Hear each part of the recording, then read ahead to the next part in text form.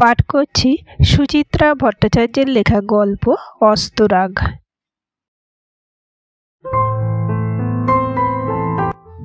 Auto থেকে নেমে কয়েক সেকেন্ড থমকে দাঁড়িয়ে রইল সুজাতা।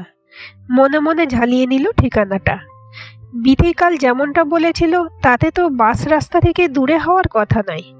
হাঁটা পথে বড়জোর মিনিট 5 একটা রিক্সা নিয়ে নেবে। থাকবে, বয়স যাই হোক, এখনো তো পা দুটো অচল হয়নি। আঘ্রাণের দুপুর, আকাশে ছেঁড়া ছেঁড়া মেঘ, একটা মলিন রোদ বিছিয়ে আছে শহরের গায়ে। বাতাসে সামান্য শিরশিরে ভাব। তাঁতের শাড়ির আঁচলখানা ভালো করে গায়ে জড়িয়ে নিয়ে সুজাতা চলা শুরু করলো। কপা গিয়ে ঘড়ি দেখলো কবজি উল্টে। অমনি মন খচখচ। 2:30 বাজে। আর ঘন্টাখানেকের মধ্যে নাতি নাতনি স্কুল থেকে ফিরবে হুড়মুড়িয়ে। ওই সময়টা সুজাতার বাড়িতে না থাকাটা কি ঠিক হলো? মাম্পি ভুতুমের অবশ্য ঠাম্মামকে আর তেমন প্রয়োজন হয় না। তাকে আর সেভাবে ওরা আমলও দেয় না। ঠাম্মা নামের একটা মানুষ আদৌ ঘরে আছে কি নেই সেটুকুও খেয়াল করবে কিনা সন্দেহ। বৈকালিক জল খাবার বানিয়ে দেওয়ার জন্য বাড়িতে মালতী মজুদ। তড়িঘড়ি ইউনিফর্ম ছেড়ে নাকে মুখে যা হোক গুঁজে ভাই বোন তো ধাঁ মারবে যে যার মতো।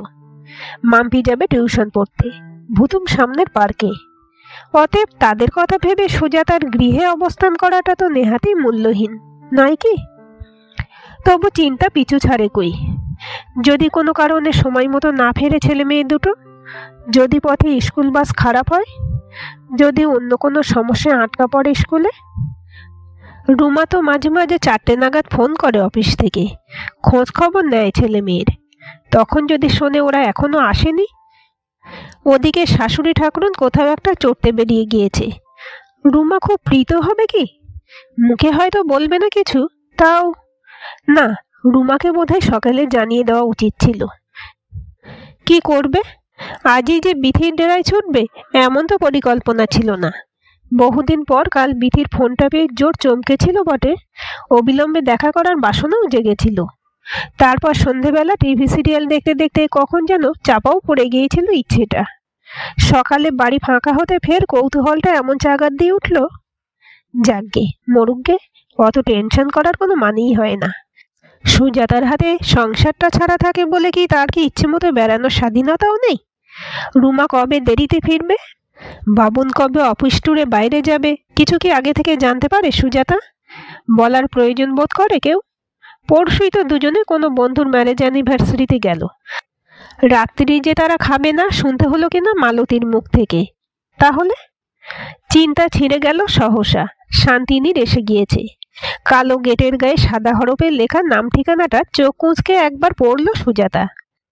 তারপর চশমা ঠিক করে ভেজানো গেট ঠেলে ঢুকেছে অন্দরে। সামনেই এক ফালি সবুজ, 3 ধারে তার মৌসুমি ফুলের সমারোহ। গাঁদা, চন্দ্রমল্লিকা, ডালিয়া, পমপম। কুঁড়ি এসেছে ডালিয়ায়। ছোট ছোট গাঁদা ঝিকঝিক হাসছে। মাঝখানে একটা তুলসী মঞ্চও আছে বাঁধানো।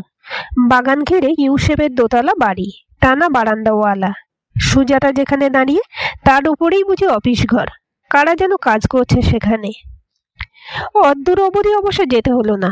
তার আগে এক বয়স্কা মহিলা একতলা সরু বারান্দা থেকে কাকে খুঁজছেন। সুজাতা এক পা এগোলো। বিথি, মানে বিথিকা ঘোষাল। বিথি? একটু দাঁড়ান, ডেকে দিচ্ছি। মিনিট কয়েকের মধ্যেই চটি মচমচি বিথির আবির্ভাব। সুজাতার মতো ভারী কি হয়নি শরীর, একই রকম রোগা আছে এখনো, একই রকম রিজুও। বিথির লম্বাটে মুখে এক ফালি হাসি। ও মা, তুই আজই আসবি, কাল তো বললি না? সুজাতা মিটিমিটি হাসছে। তুই একাই সারপ্রাইজ দিবি নাকি? ভাবলাম আমিও তোকে।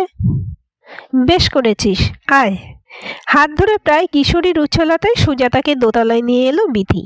যেতে যেতে বকে যাচ্ছে অবিরাম। এখন নাকি একতলায় বড় ঘরে টিভি দেখছিল অনেকে মিলে। দুপুরের দিকে এই সময়টায় টিভি সিরিয়াল দেখা নাকি একটা ছল। দিবানিদ্রা এড়ানোর জন্য নাকি জড়ো হয়, নামকা ওয়াস্তে টিভি চলে। যে যার মতো গল্প করে যায়, এতে নাকি দুপুরগুলো হুসহুসিয়ে কাটে। টানা বারান্দার প্রায় শেষ প্রান্তে নিজের ঘরখানায় সুজাতাকে এনে বসালো বিথি। ছোট ঘর, মেরে কেটে 10x10। তার মধ্যে একটা সিঙ্গেল বেড খাট, ছোট আলনা, বেটে আলমারি, এক সেট টেবিল চেয়ার, খুদে টিভি স্ট্যান্ড।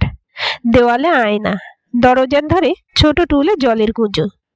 এত জিনিস ঢুকলো কি করে এখানে? লাগোয়া একটা বাথরুমও আছে। আয়তনে ঘরের সঙ্গে মানানসই। শাওয়ার প্রায় কোমরের উপর ঝুলছে।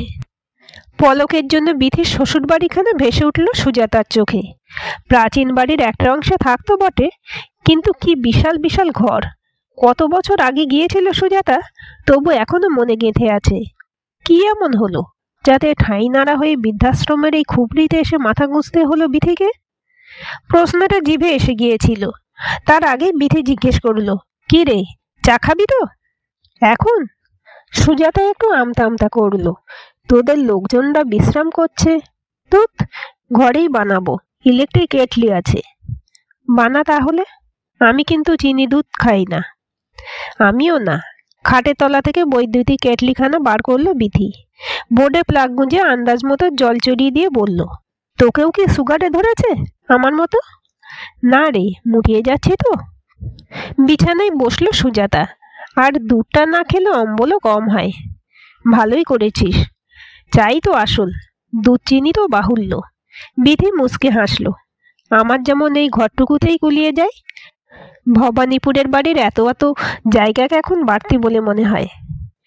কিছু যেন গোপন করছে বিধি, সন্দিগ্ধ স্বরে সুজাতা বলল। সেই জন্যই বুঝি চলে এসেছিস? বিধি জবাব দিল না। জল ফুটে গিয়েছে। দেওয়ালের দেরাজ থেকে চা পাতা পাড়তে পারতে আনমনে বলল, কতদিন পর তোর সঙ্গে দেখা হলো? তা প্রায় 16 বছর। সেই স্কুলের গোল্ডেন জুবিলিতে তুই গিয়েছিলি, বেশিক্ষণ থাকলি না। তখনই বোধহয় তোর বরের অসুখটা। তার 4 মাস পরেই তো চলে গেল। বিধি ফোঁস করে একটা শ্বাস ফেলল। ভীষণ ভেঙে পড়েছিলাম। সোনু তখন সবে চাকরিতে ঢুকেছে, রাজা হায়ার সেকেন্ডারি দেবে। 11 বছর আগে হঠাৎ হার্ট অ্যাটাকে চলে যাওয়া সেই নিজের মানুষটিকে যেন ঝলক দেখতে পেল সুজাতা। ব্যাংকের ব্যস্ত অফিসার রিটায়ারমেন্টকে যেন মানতেই পারল না। কি অদ্ভুত এক ছটফটানিতে ভুগত সারাক্ষণ। বছর ঘুরতে না ঘুরতেই মৃত্যু এসে সব চাঞ্চল্য ঘুচিয়ে দিল।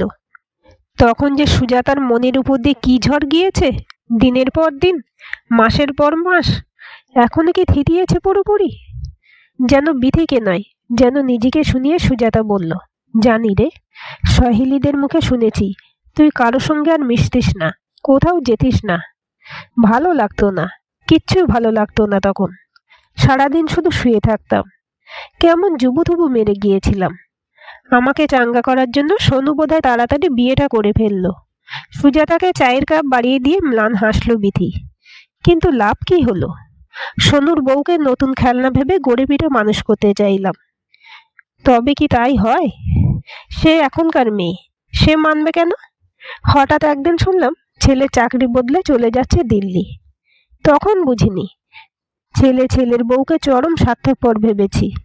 এখন টের পাই। আমার পুতুল খেলার বাড়াবাড়ি তো অতিষ্ঠ হয়ে তারা পালিয়েছে। কাপে চুমুক দিয়ে চাটা কেমন বিস্বাদ ঠেকল সুজাতার।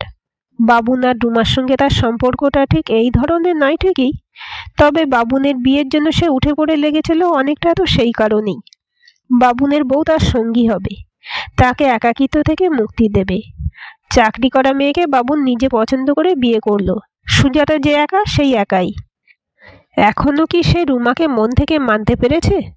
মাঝখান থেকে সে বনে গিয়েছে বাবুন আর রুমার সংসারের পাহারাদার। মনোবেদনা গোপন দেখে সুজাতা আলগোছে প্রশ্ন করল, তোর বড় ছেলে কি এখন দিল্লিতে? না, আরো দূরে, দুবাই চলে গেছে। আর ছোটটার কি খবর?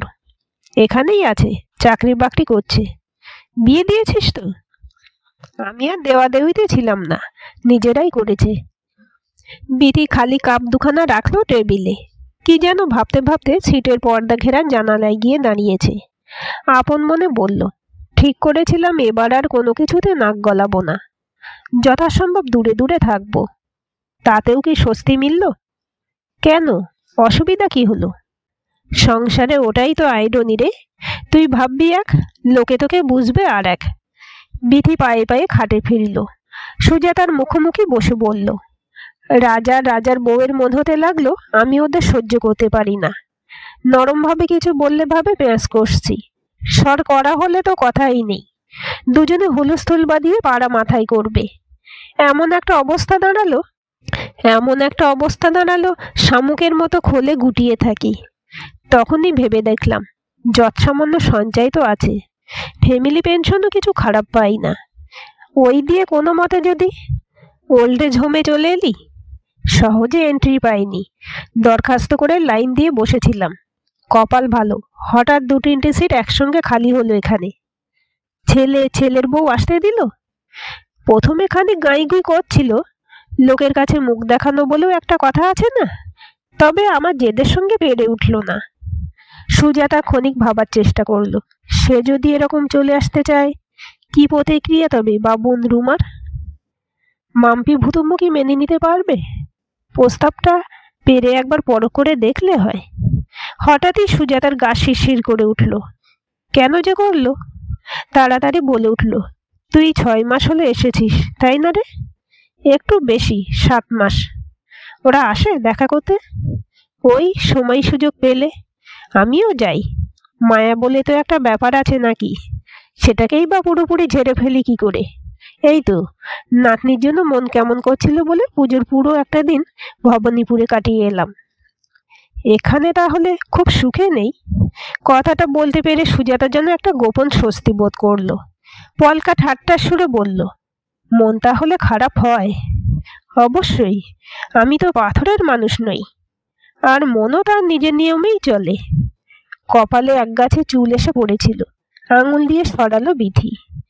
ঈষৎ কেটো গলায় বলল, তবে একটা সত্যি কথা শুনে রাখ, আমি এখানে মোটেই খারাপ নেই।